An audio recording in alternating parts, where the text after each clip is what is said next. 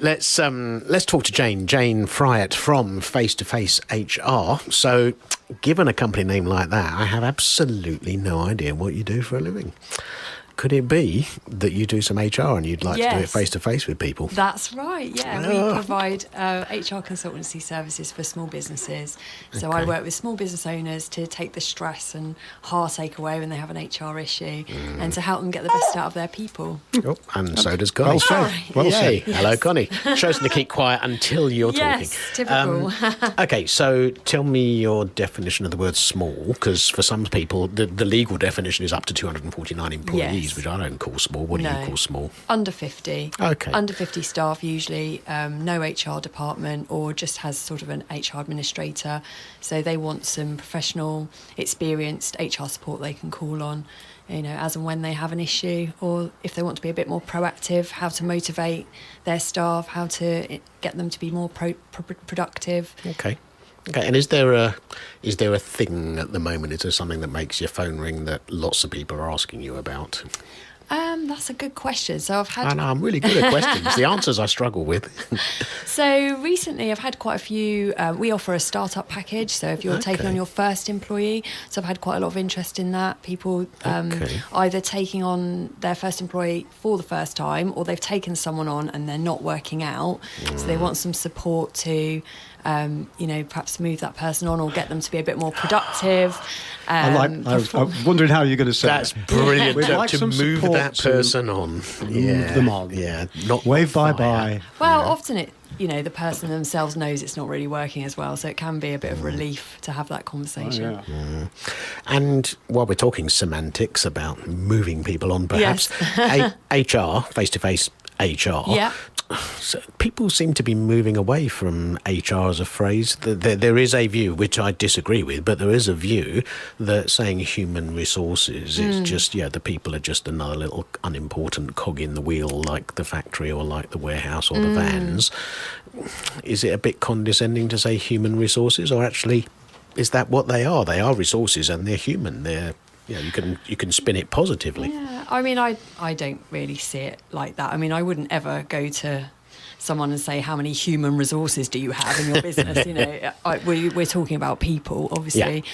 I don't think it matters what you call it. I think the important thing for me is the relationship you have with the business. They feel comfortable telling you perhaps some quite sensitive information about their business, so you've got to have that relationship right from the start, and becoming a part of their team, and knowing their people and being able to make decisions that impact them appropriately. I'm from my understanding of HR, there's two approaches. There's prevention and there's cure. Yes.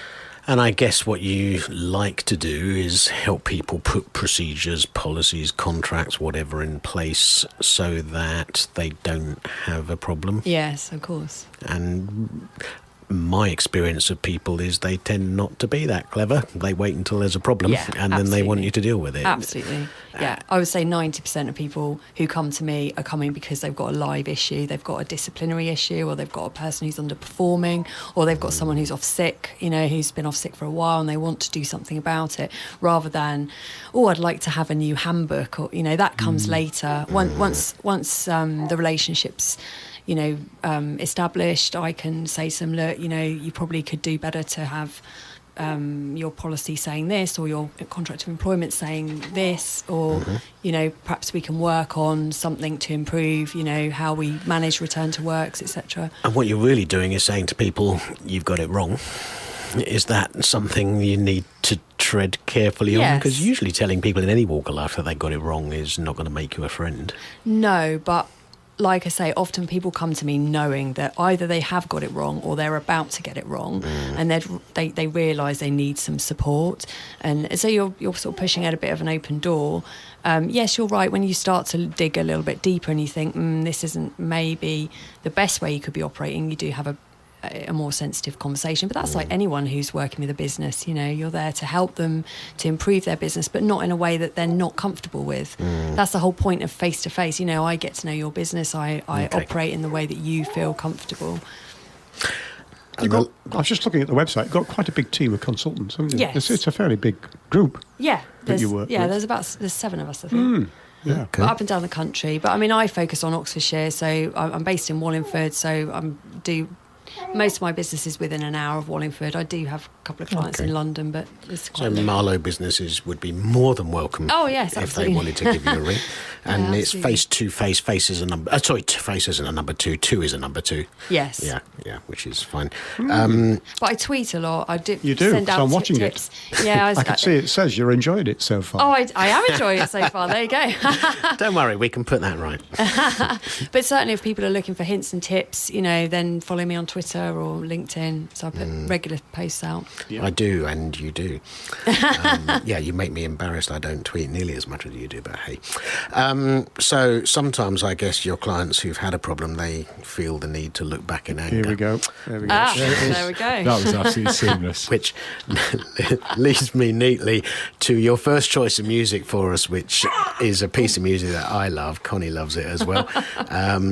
Oasis, Don't Look Back in Anger, which I have to say, when maybe it dates me or my kids, but when they were little, we used to drive places and it would come on the radio because that's when it was, and the four of us would be just singing along because yeah. it's just a great sing-along song. Absolutely. So that's why I like it, but I didn't choose it. You did. Why did you choose it?